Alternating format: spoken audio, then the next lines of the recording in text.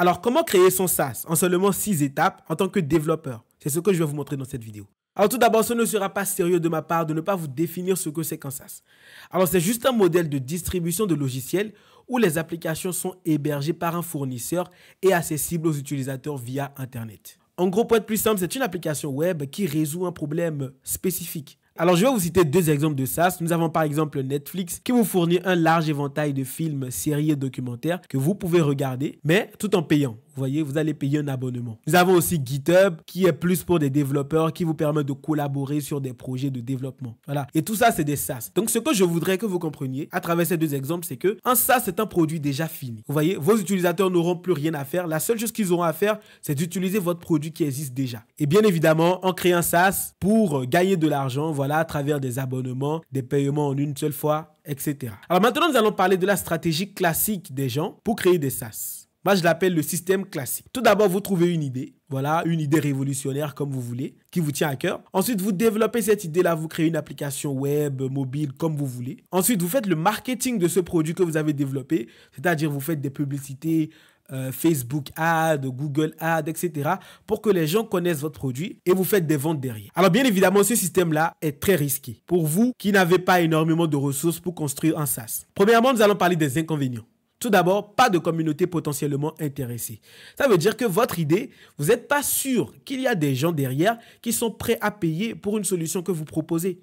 Votre idée peut sembler révolutionnaire, mais moi je vous dis qu'une idée ne vaut rien s'il n'y a pas une population, s'il n'y a pas une communauté derrière qui est prête à payer pour cette idée, vous voyez? Alors ce SaaS, oui, c'est une idée qui vous a inspiré, mais est-ce que c'est une solution à un problème? Est-ce que ça répond à un problème? Ça, on ne sait pas. Et aussi, comme je le disais tout à l'heure, vous allez dépenser énormément pour le marketing parce que personne ne connaît votre produit. Et aussi, vous allez dépenser énormément d'énergie ici, surtout au niveau du développement. Si vous êtes le développeur, vous allez développer votre application pour qu'à la fin, personne ne l'utilise. Donc tout ça pour vous dire que ce système-là, il ne faut pas l'utiliser. D'ailleurs même, je vais mettre une croix dessus. Voilà. Donc ce système-là, faut pas du tout l'utiliser quand vous êtes quelqu'un de pauvre comme moi, du moins qui n'a pas les moyens de déployer une grande application, de se payer un système de marketing, de développeurs, etc. quoi. Et je vous propose une première stratégie. Alors, la première stratégie est constituée de 5 étapes. La première étape consiste à créer une communauté. Soit vous êtes influenceur et développeur à la fois, et vous allez promouvoir votre application directement sur cette plateforme-là.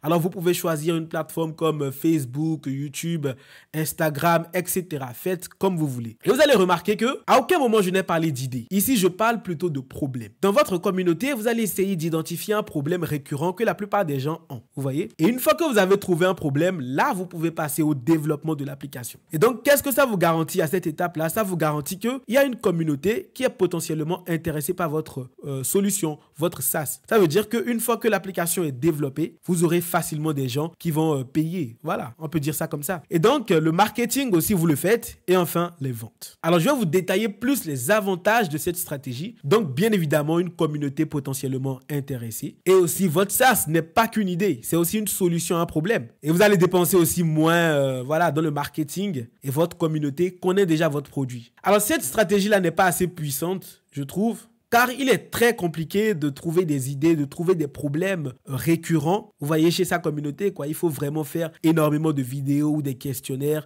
afin que les gens répondent, etc. quoi. Mais la plupart des gens ne répondent pas. C'est très compliqué de récolter l'avis des gens, vous voyez. Et voilà pourquoi j'ai développé une stratégie. Alors, bien évidemment, je ne suis pas un expert en SaaS, mais voilà, j'ai déjà regardé énormément de vidéos, j'ai suivi beaucoup de tutoriels qui montrent comment créer un SaaS et voici ce que j'ai retenu. Donc, cette stratégie consiste à identifier un problème récurrent que toi-même tu rencontres. Vous voyez? Alors moi, j'ai identifié un problème pour mon SaaS qui s'appelle Featureback. Et ce problème-là, c'est que quand je crée énormément de sites, alors j'ai déjà créé énormément de sites et d'applications web, mais je n'arrivais pas à collecter les avis de façon rapide parce qu'il me fallait développer un système interne pour collecter les avis des utilisateurs de façon anonyme. Et donc, c'est un problème que j'ai rencontré. Et donc, après avoir identifié ce problème-là, j'ai présenté ce SaaS à ma communauté de développeurs. Vu que le SaaS que je suis en train de construire est un SaaS qui sera utilisé la plupart du temps par des développeurs et même des gens qui ne sont pas développeur. Parce que mon SaaS, c'est un SaaS très facile à utiliser, que ce soit pour un développeur ou pour une personne qui ne sait pas développer, parce que ça vous permet de générer des feedbacks en un seul clic. Vous allez sur le site, vous tapez quelques informations, les questions que vous voulez poser dans le feedback, puis vous copiez un lien et vous le mettez sur votre site et voilà. Les utilisateurs pourront répondre de façon facile à vos feedbacks. Et donc, j'ai parlé de ce SaaS-là, de cette idée de SaaS-là à ma communauté à partir de la première ligne de code. Vous voyez? Et après ça, j'ai commencé à développer. Alors bien évidemment, il faut documenter chaque ligne de code que vous écrivez. Du moins pas chaque ligne de code, chaque avancée de la création de votre SaaS. Vous voyez? Donc qu'est-ce que j'ai fait? Sur ma plateforme YouTube, j'ai commencé à faire des vidéos. Vous voyez? Là, j'en ai fait 2. Une première vidéo qui présente le projet et qui montre la phase 1 du développement de mon SaaS Feed Your Back. Et il y a 2 jours, j'ai réalisé une vidéo qui montre que je suis prêt à 38%. Il faut créer une sorte d'épisode à chaque fois pour documenter ce que vous faites afin que cette communauté-là s'intéresse de plus en plus à ce que vous faites. Sans le savoir, ce que je suis en train de faire, c'est le marketing de mon produit. Vous voyez, là, je suis en train de marketer. Je ne sais pas si ce mot existe. Bref, je suis en train de promouvoir ce produit, sachant que ce produit n'est même pas encore sur pied. Vous voyez? Et donc, à la fin, la stratégie reste la même pour les autres étapes. Nous avons le marketing. Donc, chaque vidéo que je fais, je l'ai dit tout à l'heure, permet de promouvoir ce projet. Vous voyez? Et voilà, après, on aura des ventes et un succès. Alors, ce n'est pas encore fini. À la phase développement, je vais vous dire ce qu'il faut développer parce qu'il y a beaucoup de gens qui croient qu'il faut développer une application superbe,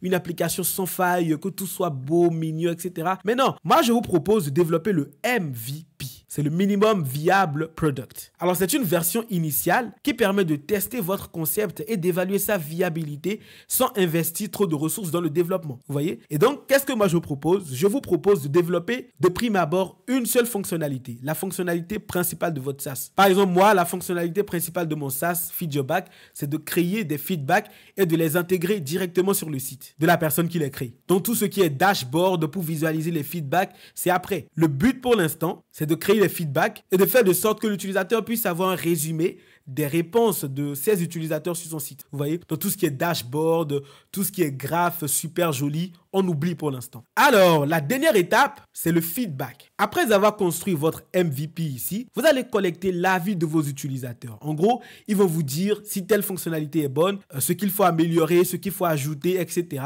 Et une fois que les feedbacks que vous avez reçus de vos utilisateurs ont été collectés, ça va vous permettre d'améliorer votre MVP. Vous voyez? Donc, à chaque fois, vous allez améliorer votre MVP de façon continuelle. Vous voyez, ici, c'est un cycle. Vous voyez? Et ce cycle-là ne va jamais s'arrêter parce que à partir du moment où ça s'arrête, je peux vous dire avec confiance que votre SaaS est mort. Il va mourir. Et en suivant ces étapes-là, vous allez pouvoir améliorer de façon continue votre SaaS, développer un projet viable et vous allez vous faire énormément d'argent. Et donc, moi, je suis à cette étape-là pour la création de mon SaaS, à l'étape dev ici. Et une fois que j'aurai fini, je vais passer à l'étape marketing et vente. Alors, pour résumer tout ce que j'ai dit, pour construire votre SaaS, il ne vous faut pas une idée, il vous faut une solution à un problème. Alors pour ceux qui ne sont pas encore abonnés, abonnez-vous parce qu'il y a du lourd qui arrive.